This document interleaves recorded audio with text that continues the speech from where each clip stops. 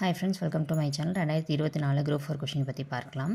திருவரங்கத்தில் நாயக்க மன்னர் மற்றும் அவரது பட்டத்தரசியின் உருவங்கள் கம்பீரமாக காட்சியளிப்பது எத்தனை அடி உயரம் அப்படின்னு பார்த்தீங்கன்னா 4 அடி உயரம். நாயக்க மன்னர் 4 அடி உயரம். நானா அப்படின்றத வச்சு ஞாபகம் வச்சுக்கோங்க. அடுத்தது சரியானவற்றை பொறுத்துக. அக்ஷாபியாசம் அப்படின்றது கல்வி தொடக்கத்தை குறிக்கும். ஸோ ஆ அப்படின்றது தான் நம்ம கல்வியை ஸ்டார்ட் பண்ணும்போது நம்ம என்ன பண்ணுவோம், ஆ போட்டு தான் பழகுவோம். அடுத்தது வித்யாபியாசம். வித்யாபியாசம்ன்றது நம்மளுக்கு எதை குறிக்கும்னா கல்வி பயிற்சியை குறிக்கும். ஓகேங்களா. வித்யாரம்பம்ன்றது கல்வியுடைய தொடக்கத்தை குறிக்கும். ரெண்டு வித்தியாசம் பார்த்துக்கணும். வித்யாபியாசம், வித்யாரம்பம்.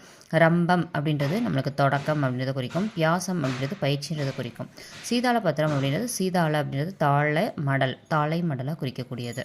Next question. எனக்கு வறுமையும் உண்டு, மனைவி மக்களும் உண்டு, அவற்றோடு மானமும் உண்டு என்று கூறிய தமிழறிஞர் யாருன்னு பார்த்தோன்னா தெய்வநேய பாவனா. இந்த கொஷின் முக்கியம். ஓகேங்களா. ஸோ இம்பார்ட்டன்ட் திருப்பி ரிப்பீட் ஆகலாம். Important question. நெக்ஸ்ட்டு, பயனில்லாத கலர் நிறத்துக்கு ஒப்பானவர்கள் யாருன்னு கேட்டிருக்காங்க. ஆன்சர் கல்லாதவர்கள். இது திருவள்ளுவர் அவர்கள் சொன்ன ஸ்டேட்மெண்ட். அடுத்து திருவள்ளுவர் பற்றி தான் கேட்டிருக்காங்க. திருக்குறளுடைய வழியில் துன்பப்படுபவர் யார் அப்படின்னு சொல்லி கேட்டிருக்காங்க. நாவை காக்காதவர். ஓகேங்களா. ஸோ நாவடக்கம் இல்லாதவங்க தான் துன்பப்படுவாங்கன்னு சொல்லிட்டு திருக்குறளில் சொல்லியிருப்பாங்க.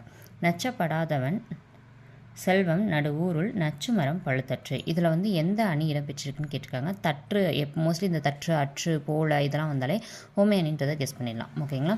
ஸோ நச்சப்படாத செல்வம் எப்படி இருக்கும்னா நடு ஊரில் நச்சு மரம் பழுத்தற்றது போல் இருக்கும்னு சொல்லிட்டு அவ்வளோ அழகாக இந்த குரல் இருக்கும். ஸோ நெக்ஸ்ட் பார்க்கலாம். கீழ்கண்டவற்றுள் ஔவையார் இயற்றிய நூல் எதுன்னு கேட்டிருக்காங்க. இது நம்மளுக்கு டேரெக்டாக ஸ்கூல் புக்ஸில் கவர் ஆகாது. ஓகேங்களா. தனியாக இருக்கக்கூடிய அவுட் ஆஃப் சிலபஸ் புக்கில் கவர் ஆகிருக்கு.